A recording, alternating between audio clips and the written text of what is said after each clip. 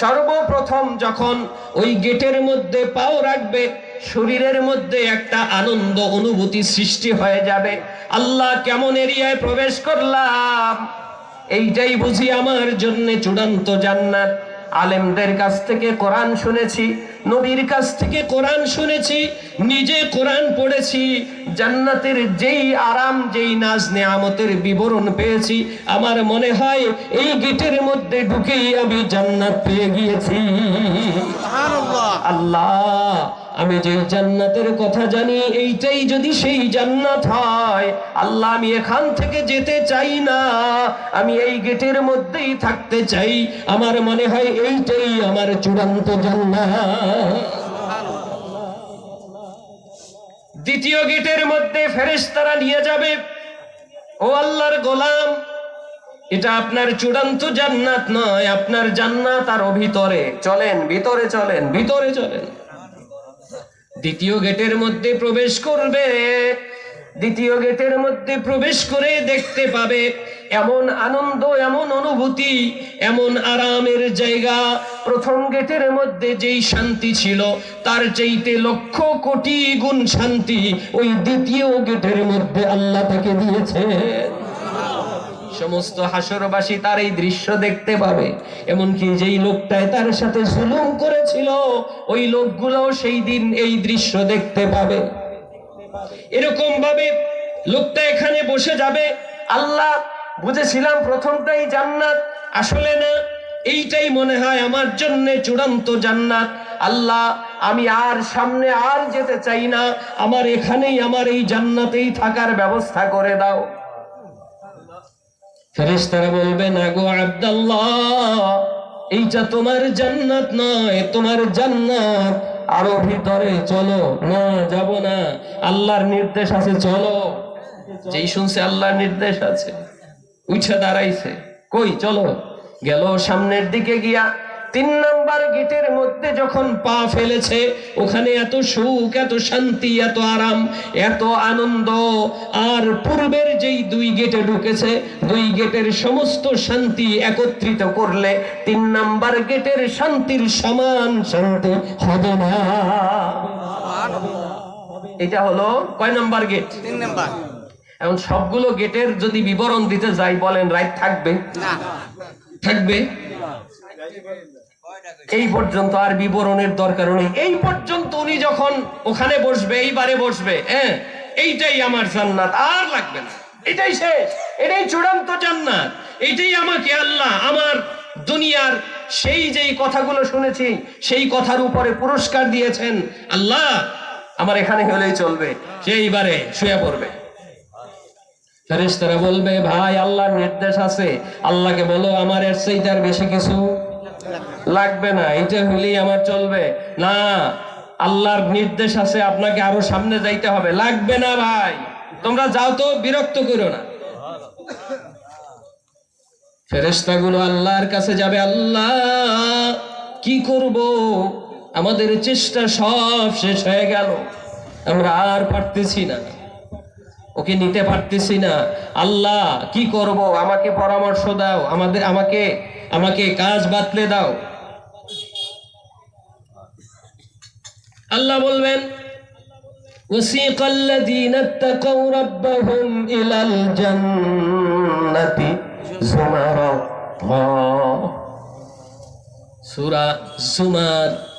সূরা জুমারের মধ্যে আল্লাহ বলছেন, وسيق الذين اتقوا ربهم إلى الجنة زمرا حتى إذا جاءوها وفتحت أبوابها। তার যত গেট আছে, আল্লাহ এবার ওয়াসিকাল্লাযীনা তাকাউ, যারা ওয়াল্লাযীনা তাকাউ ফাওকাহুম, যারা তাকওয়াবান হবে, তাদেরকে আল্লাহ এবার নিজের কুদরতের মাধ্যমে জান্নাতের দিকে নিয়ে যাবেন। আল্লাহ ডাক দিবেন, ওয়াসিকাল্লাযীনা তাকাউ রাব্বাহুম ইলাল জান্নাতি যুমারা হাত্তা ইযা জাউহা আল্লাহু আকবার বলে। আল্লাহর ডাক শোনা মাত্র বান্দার সমস্ত খেয়াল হারিয়ে ফেলবে, জান্নাতের নাজ নিয়ামতের খেয়াল হারিয়ে ফেলবে, আনন্দ উপভোগের খেয়াল হারিয়ে ফেলবে, আরাম আয়েশের খেয়াল হারিয়ে ফেলবে। বান্দা উঠে দৌড় শুরু করবে, ওয়াসিক দৌড় শুরু করবে। দৌড়াইতে দৌড়াইতে যেই গেটের সামনে যাবে, প্রত্যেকটা গেটের দরজাগুলো টাস টাস করে খুলে যাবে। হাত্তা ইদা জাউহা ওয়া ফুতিহাত আবওয়াবুহা, জান্নাতের সমস্ত বাবগুলো খুলে যাবে। বাব মানে কি? দরজাগুলো খুলে যাবে। আবওয়াবুহা, বাবের বহুবচন আবওয়াব। দরজা সমূহ একটার পর একটা খুলতে থাকবে। وقال لهم خزنتها সালাম। এর যারা খাজেন থাকবে, যারা কর্মচারী থাকবে, যারা খেদমতগার থাকবে, তারা বলবে, ও আল্লাহর মেহমান, তোমাদের জন্য সালাম। তোমাদের জন্য কি? সালাম। সালামুন আলাইকুম তিবতুম ফাদখুলুহা খালিদিন। গেট পর্যন্ত পৌঁছে যাবে, জান্নাতের মূল গেট পর্যন্ত পৌঁছে যাবে। জান্নাতের মূল গেটে পৌঁছার পরে দেখবে একদল গোলাম, লোকটার হুঁশ ফিরে আসবে। একদল গোলাম, গেলমান আছে, গোলাম আছে, কর্মচারী আছে, কাজের লোক আছে। আর একদল আছে হুর, যারা নারী, তারাও কাজ করার জন্য, সেবা করার জন্য অপেক্ষা করতে থাকবে। লোকটার হুঁশ ফিরে তাকায় দেখবে জান্নাতের গেটের সামনে স্বর্ণ জহরত মণিমুক্তা খচিত চমৎকার একটা আসন, সিংহাসন আছে। ফেরেশতাদেরকে, খাদেম গেলমানদেরকে জিজ্ঞেস করবে, এই চেয়ারটা কিসের? বলে, এইটা আল্লাহ তোমার জন্য তৈরি করেছেন। সুবহানাল্লাহ। বলে, আমেরিকার প্রেসিডেন্ট তো এত চমৎকার চেয়ারে বসে, এত দামি চেয়ারের কল্পনাও করতে পারে নাই। অন্যান্য যত কুয়েতের প্রেসিডেন্ট বলেন, দুবাইয়ের প্রেসিডেন্ট বলেন, সৌদি আরবের বাদশা বলেন, যেই দেশে স্বর্ণের খনি আছে, ওই দেশের বাদশাও স্বর্ণের চেয়ারে বসতে পারে না। অথচ আল্লাহ রাব্বুল আলামিন স্বর্ণের চাইতে আরো দামি দামি পদার্থ দিয়া ওই জায়গায় একটা চেয়ার নির্মাণ করবেন। চেয়ার দেখার সাথে সাথে তার মনের মধ্যে একটা খায়েশ জমবে, এমন একটা চেয়ারে যদি বসতে পারি তাহলে ভালো লাগতো। চেয়ারটা ছুঁইতে যাবেন, চেয়ারটায় বসবো। ফেরেশতারা বলবে, বসবেন না কেন? এটা তো আপনার জন্য। ইচ্ছা করলে বসতে পারেন, ইচ্ছা না করলে জান্নাতের দিকে চলতে পারেন। আপনি যদি বসতে চান বসতে পারবেন, বসতে না চাইলে জান্নাত খুলে দেওয়া হবে, জান্নাতের দিকে যাবেন। লোকটা অমনি করে মুত্তাকিনা, সেখানে সে হেলান দিয়ে বসে যাবে। বসে যাওয়ার সাথে সাথে তার মনের মধ্যে এমন একটা ফিলিংস তৈরি হবে, এমন একটা অনুভূতি তৈরি হবে, যেই অনুভূতিতে তার চোখের মধ্যে আরামের ঘুম চলে আসবে। আরামের ঘুম চলে আসবে। এর মধ্য থেকে ওই গেলমান এবং খাদেমেরা, খাদেমা যারা আছে, তারা তার জন্যে পানির ব্যবস্থা করবে। সারা হাসরের মাঠ এক গ্লাস হাউজে কাউসারের পানি ছাড়া আর কিছুই পান করে নাই। এত পথ পাড়ি দিয়ে এসেছে, এখন তার এক গ্লাস পানির দরকার। কেউ এসেছে শরবতের গ্লাস নিয়ে, কেউ ট্যাং, কেউ কোক, কেউ জুস, কেউ বিভিন্ন রকমের পানীয়, প্রত্যেকের হাতে আলাদা আলাদা পানীয়, প্রত্যেক গ্লাস আলাদা আলাদা স্বাদ এবং টেস্ট। লোকটা তো ঘুমাইতেছে, ডাকা যাবে না, আরামের বিঘ্ন করা যাবে না, নিয়ম আছে। যদি বিস্তারিত বলতে যাই রাত্রে পোষাইতে পারবো না, শর্ট করি। এইভাবে তাকে প্রতিদান দেওয়া হবে। 40 বছর পর ঘুম ভাঙবে, 40 বছর পর ওখান থেকে তাকে জান্নাতের মধ্যে প্রবেশ করানো হবে, তাকে এমন চমৎকার জান্নাত উপহার দেওয়া হবে, লোকটা আনন্দে আত্মহারা হয়ে ওই জান্নাতের মধ্যেই বেহুশ হয়ে যাবে। আল্লাহ এ কি, আল্লাহ এ কি, কি দিলা আল্লাহ, জীবনে কল্পনাও করি নাই।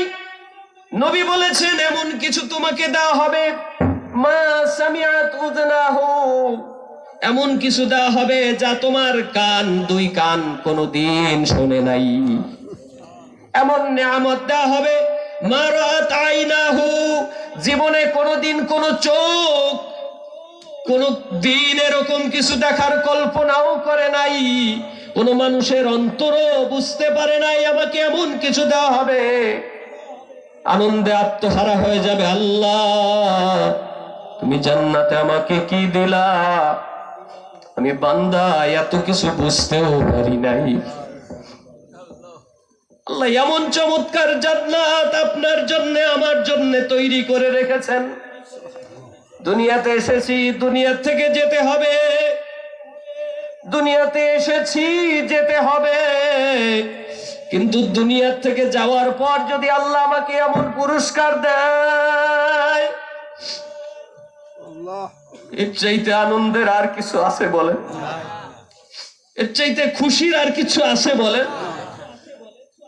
এর চাইতে চরম আনন্দের আর কিচ্ছু নাই। জীবন সফল। সূরা হজ্জের মধ্যে একটা আয়াত পড়লাম একদিন, সূরা হজ্জের মধ্যে কত নম্বর আয়াত অনেকদিন আগে পড়ছি, আয়াত সংখ্যা মনে নাই। ওই আয়াতের তাফসিরে লিখেছে কোরবানি সংক্রান্ত বিষয়। আল্লাহ রাব্বুল আলামিন যাকে পছন্দ করেন,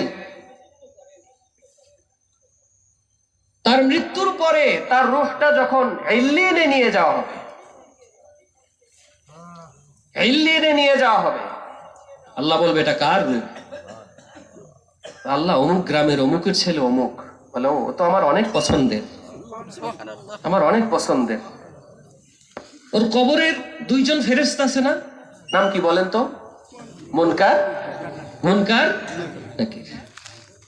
এই অমুক ফেরেশতার কবরের দুইজন মুনকার নাকির ফেরেশতা আছে, এদিকে আসো।